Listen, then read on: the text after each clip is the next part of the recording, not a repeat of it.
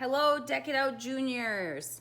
We are excited to have you here. So today I'm gonna go through the supplies that we give you for your Deck It Out Junior June box, and then how to put it all together to make your project. So you will have a hexagon stencil that has your letter in it, and I'm gonna show you two ways to paint your letter today, so you get to decide. You will have a hexagon, which will fit with this stencil. So your monogram is going on here. You will have your board for your shelf, and then other pieces for your shelf. You will have two sets of string that are already doubled up, and I already put tape on them for you. Okay, so those will be ready to go. You'll want to leave them as they are for the project. You will have 4 beads. You'll have some fur. You'll have a nose. You will have a triangle block. Then you'll have an assortment of sponges. You will have sandpaper, glue for your gnome, and then your paint colors that you selected in our order form. So we're gonna get started, and we're gonna dive right into the project. We will start with painting. So when you paint, I would suggest starting with painting your board. So grab your sponge, dip it in your paint, and you can just paint it right on. And you can paint your gnome. Now when you paint your gnome, you're gonna do the same idea. You're gonna dip it in your sponge and you're gonna paint it right on. I'll show you how that one works. I would paint the entire block, but not the bottom where it sits, because then you can have it sit and rest to dry. But you'll want to paint all the sides because the fur will only be on the front of your gnome. Okay, so the fur is not gonna go, his beard fur is not gonna go on the sides. So you're gonna want to paint your sides for sure. And then, I don't know, I'm gonna paint the back because it just gives it a more completed look. But if you don't want to paint the back, you don't have to, of course. So we'll paint this one. So just take your sponges, grab another sponge and paint your board the same way. Just don't get too much paint in the corners where the holes are. Okay, so do that and then we'll come back for next steps. All right, so I have painted both sides of my board. And you might want to do that too, because depending on where you hang the shelf, low or high, you might still see the bottom. So I'm going to stand that up against this ledge I have here. I have my 2 pieces that I just painted drying. Now I want to show you how to paint these beads. How neat are they? Okay, there's so many different faces to them. You have this detail brush, and I included it because the bead will fit right on the brush. And then you can dip your white sponge in the paint. Now that's a lot of paint, right? So remember, we dab it off, and then you can dab and spin the little bead to get good coverage. Now you're gonna wanna get the top of the bead, okay? And I guess the bottom wouldn't really matter, but for sure the top, you will see the top when you put it on your board, okay? So do you see how I'm just kind of dabbing and spinning it? Make sure you get all parts painted. Paint it to the coverage of your liking, and then you can line them up. So do them all the same color, do them all different colors, paint them and then add polka dots, paint them and then color maybe one of the squares, all different options. I'm excited to see how you paint these because these beads are pretty darn neat. And you know, if you wanted to paint each of these faces a different color, you could use your detail brush and you could just set these down, or you could find a pipe cleaner in your house and that could hold them as well. So just keep painting these, and then we'll come back and we'll talk about how we can paint the hexagon with the stencil. And we're gonna look at painting it 2 different ways to give you a little bit more variety and personalization in your Deck It Out Junior kit for June. Okay, let's talk about how to paint this monogram piece, okay? So there will be a couple different ways we can paint it. I'll get a little bit closer for you. All of my pieces that I've painted so far are drying, which is something that we want to happen, right? So that we can assemble when this is all done. Now, your stencil looks like this. There's a clear piece of transfer tape. Okay, so lay it down on your workspace and carefully peel it up and try to leave all the blue down. Now, if you have the letter M, I'm not including the transfer tape. If you have the letter B or the letter A or the letter P, they have insides to their letters, so this is the step you're gonna wanna do. If you don't have transfer tape, because maybe you have an N or an M or an L, you can just cut to this step, okay? So if you have the transfer tape, carefully peel it up. Now, what we're going to do is you have two choices right here. You can paint this or you can leave it plain, okay? So that's first decision. Second decision that you'll wanna make is, do I wanna put my letter M on here, okay? And then paint over it, so then you have a different look to it? Or do I wanna paint this and lay my stencil on and then paint my M? Okay, so because I know a lot of you have seen this way, I'm gonna try this way, just to show you a different technique. And then on the back, because this is for my daughter, I will do the other design for you. So I'm gonna paint this. I think I'm going to paint this a light color. So I'm gonna paint it light pink, the color I painted the gnome. Okay, so I'll get my sponge and I'm just gonna paint. And you can use your white or your yellow sponge. Oh, you see I'm getting some of the teal in there, so I'll switch to a white sponge for this. And try not to get paint in those holes because we're going to use that to assemble our shelf. Okay, so I'm also just taking the paint and brushing it off the edges to try not to get it on the edges. And I'm also not using a ton of paint. Okay, I'm using some paint, but not too much. If you feel like you get too much paint on there, dab it off on your workspace because that will help it dry. Okay, so once I have this painted, you will want it to dry, okay? Dry in its entirety. So we'll give it a minute and then we're going to sand it. Now let's say you want this and you're gonna use just the big stencil and you're gonna lay it down. You still want to sand it. So once it is completely dry, we will sand it. All right, so this is completely dry, okay? So take your sandpaper, we're not gonna sand crazy, we'll just lightly sand. So lightly sand to prepare your surface for your stencil. Okay, either brush it off or give it a little bit of a, blow it off a little bit, okay? Now you'll take your stencil and you'll lay it down on the center of your hexagon or wherever you want it, really. This is your project, your creativity, so wherever you want it. Okay, we're gonna put it down on here. And then we're going to take the next color. So I'm gonna get a clean sponge and I'm gonna use a white sponge and I'm gonna use teal. So I'm gonna put some teal on. I'm dabbing it off because that was too much paint. And I'm going to just kind of pull it away from the stencil, okay? Do you see how I'm kind of coming away from the stencil? And I'm really trying not to have too much paint on it because I kind of like that more sporadic paint look.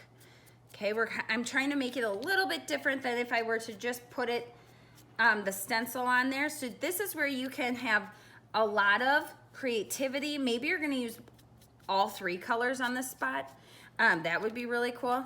And see how I'm just kind of pulling it away. Now, one thing you do wanna make sure is that you get paint all the way around the M, your letter, I'm sorry, around your letter, because we're going to peel up the M.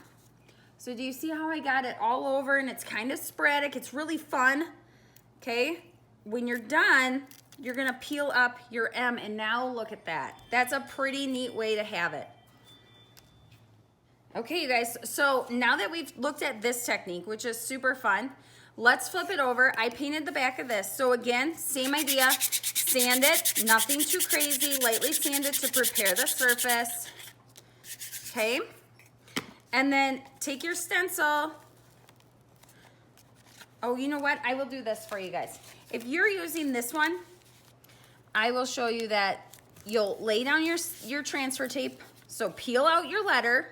If you want to use this big one, peel out your letter, apply your transfer tape, flip it over, peel it back so this transfer tape holds on to the blue, okay? Now you want to line up your blue with where you want it on your hexagon. Use your hand to smooth it out really well. Stick that blue down. Peel up from one corner. You will need to make sure you kind of push it down in some areas, okay? And then smooth it out one more time. Make sure it sticks. And then grab your paint, and not too much paint, and just dab in your stencil. Okay, so just do your dabbing technique. Okay? And then once you have the coverage and the look you want, you can peel up your stencil. Remember, once you peel up your stencil, it's kind of done. Okay, it's kind of game over. That's the way it's gonna look. So make sure you put enough paint on that you are happy, but don't glob it on, because number one, it will take longer to dry, and number two, you'll run the risk of pushing paint underneath your stencil where it will bleed. Okay, so you don't want that. Now, when it's done, you will just pull it up. So there are two ways to paint your hexagon. Super cool. I love it. Okay, so let's get ready to, this is gonna dry, so I'm gonna get ready to build my gnome in our next steps. Okay, let's take a look at our gnome. So for your gnome, you have your triangle, which you already painted. You have your piece of fur that will fit right along the bottom part. I don't know, it might be half for you. You can adjust it where you would like it. And then you have his nose. So for this part, take your glue. Now this is super glue, so please do not glue your hands together, okay? Ask for help if you need it from someone in the home. Okay, so put some glue down. Put your beard down, and you'll want to make sure that the fur is going downward. So the tips of the fur is towards the bottom. Okay, now push it down really good, and you'll want it to set. So give it a couple minutes before you paint, okay? Now this is his nose. His nose does not need to be painted unless, of course, you want him to. I like to take the fur and find a little bit of a spot where I can put his nose kind of under the fur, because I think that looks really cute. So I'm gonna add some glue to the nose, and then I'm gonna put that nose right in there, and then see how I can kind of pull the fur around his nose. I think that's super fun. Okay, that will need a little bit of time to set. Okay, so I'm just gonna hold it so that I can show you what I did. When I painted my other gnome that you see in some of the pictures, I used the tip of this brush to make polka dots. So I just put a little bit of paint on, dabbed it down, and then I made dots. You could make hearts. I'm gonna make a heart because my daughter loves hearts, so we'll put some hearts in here. I could see you put in stripes, okay? Maybe hearts and polka dots, maybe chevron. Lots of different options. I'm excited to see what you create with it.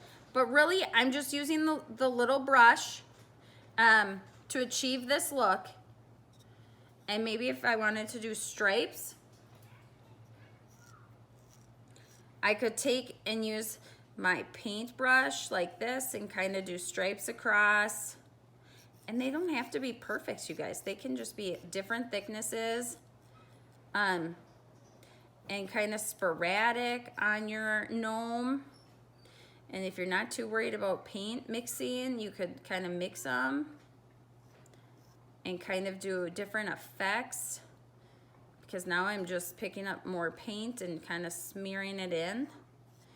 And then see how cool it looks with the pink in there. Just kind of playing with it. So you could do different things. And once this dries, you could sand it, and that would give it a whole nother look. It would give it a little bit more of a rustic look. So finish out your hat, your gnome hat. And then all we have left is to assemble our shelf. So finish this out and then join me for the next step. Okay, so I pulled them through. Okay, so remember that was for the 2 front strings that came through the front of the monogram. You're gonna repeat this process with the 2 strings that are behind the monogram. You'll repeat the same process. So thread the beads on and thread them through the board. All right, now that you have thread the 4 strands through the board, okay, so hopefully you can see this okay. There's 4 strands through the board. This is where you're going to flip it over,